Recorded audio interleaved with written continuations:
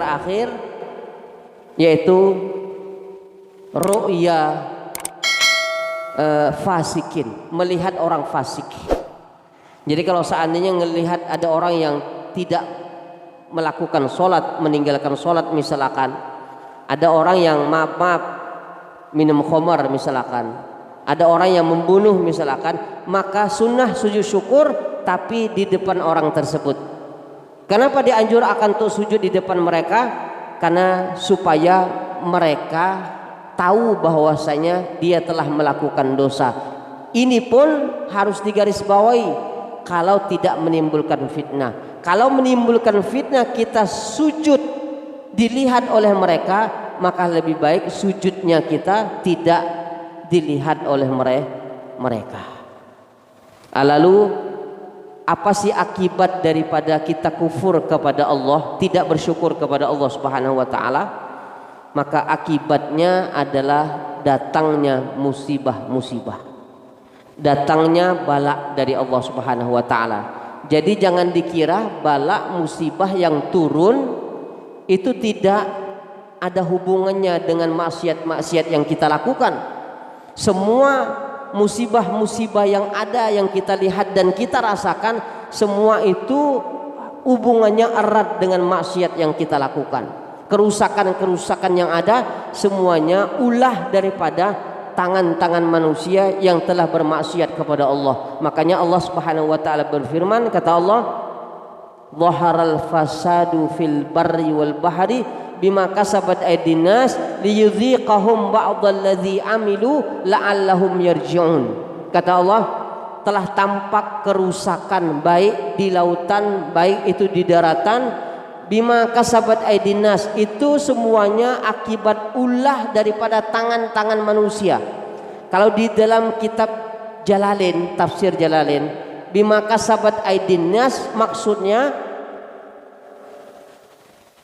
kemaksiatan-kemaksiatan yang dilakukan oleh manusia. Itulah yang menyebabkan kerusakan-kerusakan di muka bumi, yaitu dengan hadirnya, tampaknya, yaitu musibah-musibah yang ada. Itu karena maksiat yang dilakukan. Liyudhiqahum ba'dalladzi amilu, agar mereka merasakan sebagian dari apa yang telah mereka lakukan. La'allahum yarji'un, mengharap mudah-mudahan mereka bisa kembali kepada Allah Subhanahu wa taala. Jadi ada hikmah dari musibah yang Allah berikan.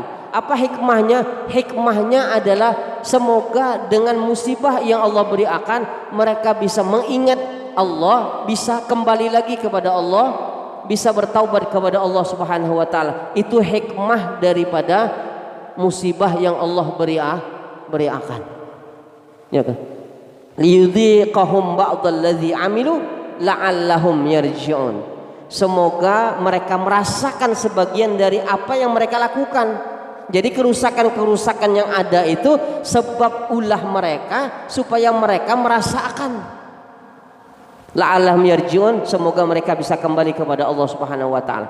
Karena kalau seandainya mereka mendekat kepada Allah, beriman kepada Allah, bertakwa kepada Allah, maka bisa dipastikan yang turun dari langit itu hal-hal yang bermanfaat, yang keluar dari bumi hal-hal yang berfaedah dan bermanfaat.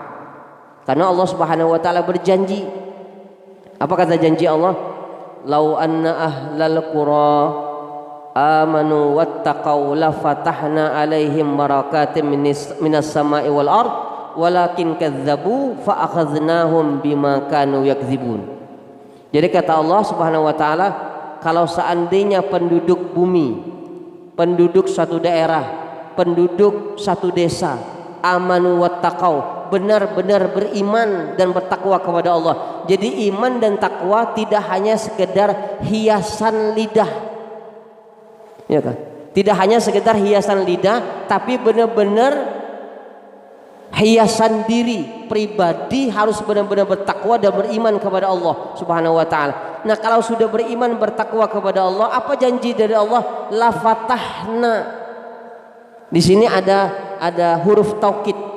La fatahna. La itu la-nya pendek, bukan panjang, bukan la fatahna, bukan. Artinya apa? Artinya di sini taukid, la fatahna, pasti kami akan bukakan. Barakati minas sama'i wal ardh, berkah-berkah. Jadi bukan satu berkah saja, berkah-berkah dari langit dan bumi. Barakat, berkah-berkah dari langit dan dari bumi.